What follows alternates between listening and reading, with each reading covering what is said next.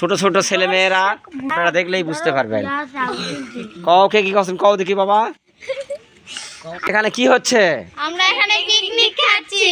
কেন পিকনিক তোমরা খাচ্ছ? তোমাদের বাপ মায়েরা তোমাদের খাওয়াচ্ছে না? না, ঠান্ডার জন্য মজা করব তাই। বাহ, সুন্দর কথা।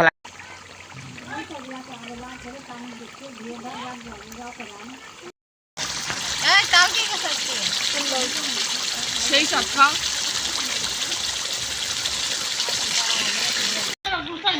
আরে দুইবার নিয়ে আসবে, আরো দুইবার দিবে তারপর ইয়াকে দে। বুঝতে না, আর আগে ধরে তা বলে না। এই করে আরো আছে, আরো আছে।